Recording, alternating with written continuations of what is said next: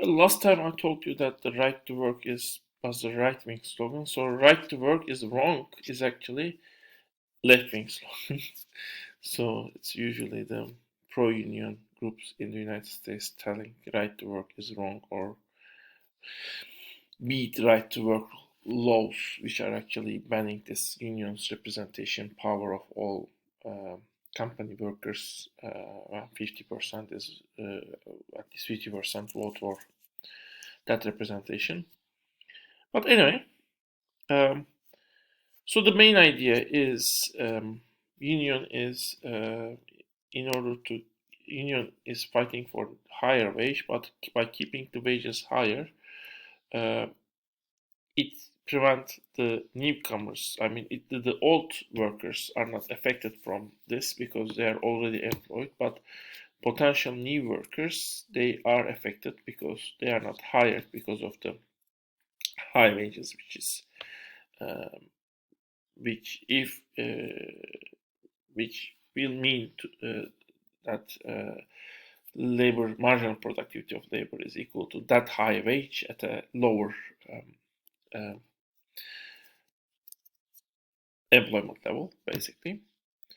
So that's it. Actually, it's a typical monopoly model. We have seen monopoly case. Monopoly case is a very common case. You probably know. Union by increasing wages, it also decreases the number of workers that are hired. Of course, unions could also decrease by bargaining for the working hours, and as a result, wage and working hours. By as a result, actually, the employment level. I mean, if number of hours every worker is working is decreases, and basically they negotiate for a hourly wage. In that case, I mean, workers collectively might sell less labor in terms of labor time, but a number of workers that are employed might be higher.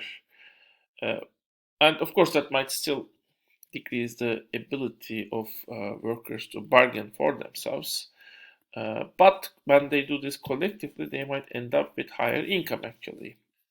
Well, for example, let's say the workers, when they are working for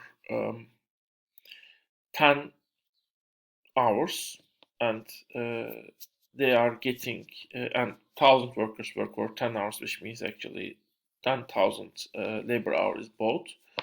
Wage is $8, which means each worker is getting $80. And let's assume that when the wage increased to $9,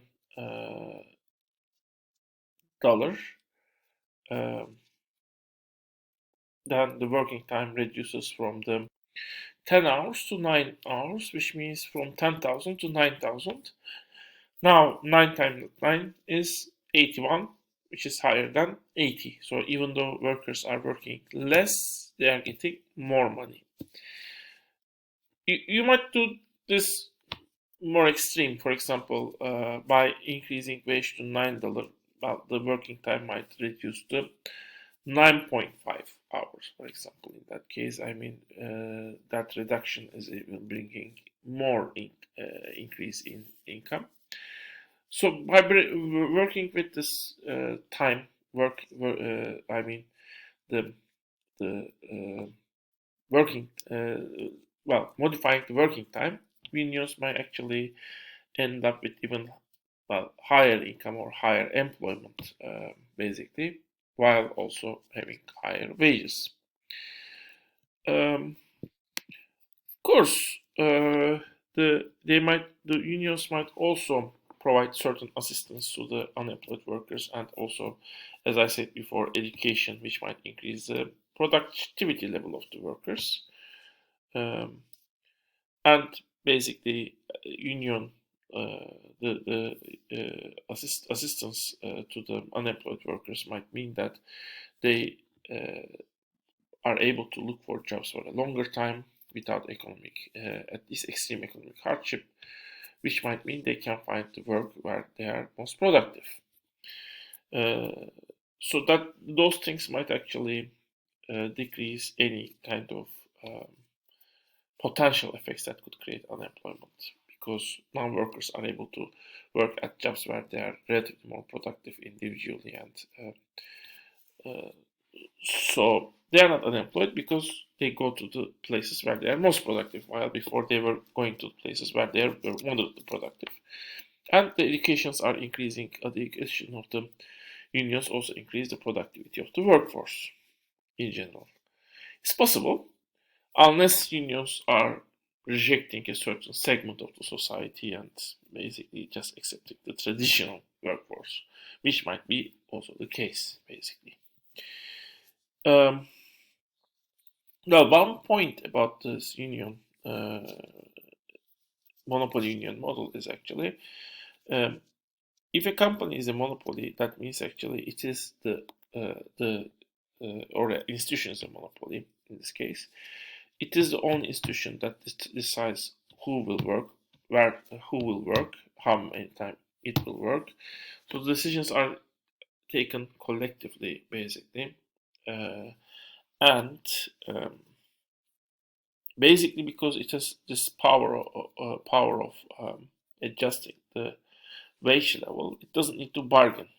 uh, Union companies don't bargain, they just set the price. I mean, unions can, if they had that kind of a power, they could set the price. They can say, I mean, all workers will work just for $20. And if all workers listen to the union, basically the companies might not have anything to do. But unions rather bargain with the companies, uh, which means, well, usually the companies have kind of a power against unions, so they are not typical monopolies uh, in a monopoly market where buyers don't have any power against the company. I mean, they are so little, so fractured. In real world, the companies have power and they usually bargain. They usually set them. They usually are able to bring their offers to the workers when you have a union. And that might bring us the idea back that, well, companies have might have, and we might say from the evidence we have discussed, this bargaining process usually have, especially the large ones at least, some monopoly power, and unions and companies come together when workers are organized and get institutions that collectively represent themselves. Now, the single seller, or the institution that is representing all sellers, is actually um, meeting with the institution that has the monopoly power against those workers. Um, so, what will happen when you have a single buyer or single seller, or basically two institutions that are representing all the buyers and sellers? In that case, you have bargaining process in place, which is a complex process. I mean, in traditional macroeconomics, usually it's not that much studied. Although there is a model which is actually used to study this type of bargaining process, but only as a side tool. I mean, a middle tool, which brings you on the path to the traditional market where you have many buyers and sellers.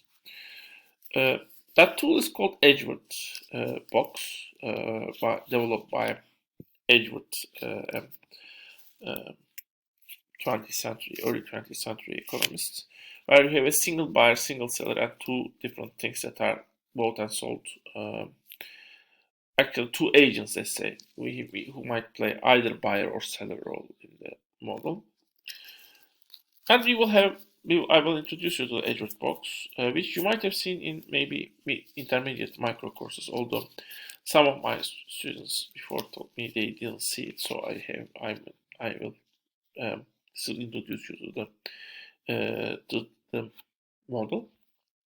And then we will see how the EdgeWorkbox is modeled, used, modified to represent the union bargaining model. So it is usually the EdgeWorkbox is used together with the conclusions we got by using EdgeWorkbox are called contract theory, and that theory, based on the model where you have two specific agents, two specific goods, basically we have an initial endowment, which means each individual has certain amount of each of the goods before they come together and start the bargaining process. Well, the main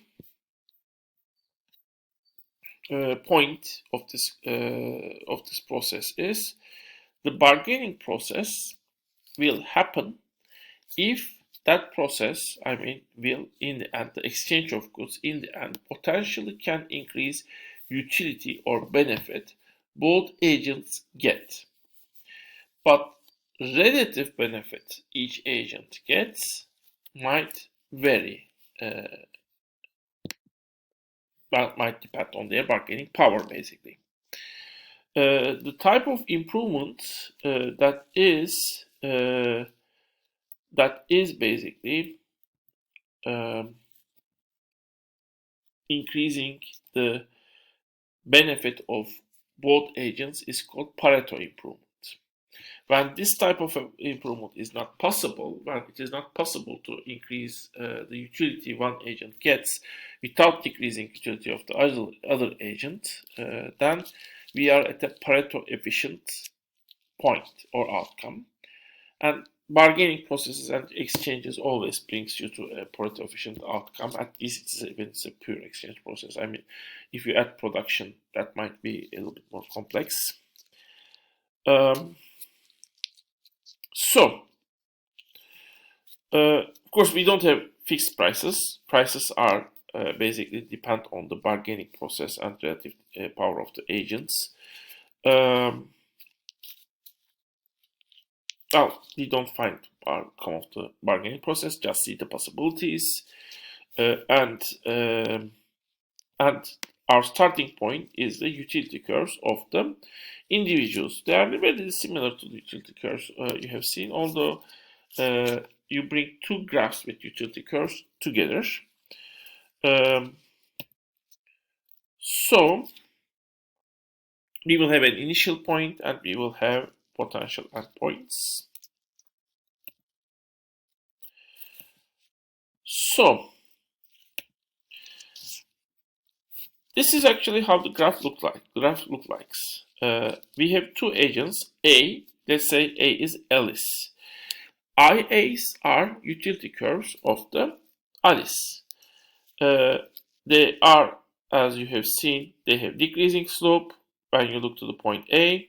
And whenever you got more of commodity X, which is, let's say, Apple, in that case you go to the right, or more of commodity Y, in that case you go up, you got a higher utility. And also when you have more of a commodity, for example, a lot of commodity X, in that case utility you got from commodity X will be less, and when you have less of commodity Y, then utility you got from commodity Y is more. As a result, you have utility curves with decreasing slope. What about the utility curves of the person B? Let's say that person is Barack. Well, I got the name Barack from Barack Hussein Obama, the former president of the United States, by the way, if you are curious where the name comes from. And in this case, the commodity X is increasing when you go to the left. When you go down, commodity Y is increasing. And based on these conditions, actually, Barack's utility curves look similar to the Alice's utility curves. So when you go to the left or down, Barack's utility is increasing. I will talk more on Barak in the next part.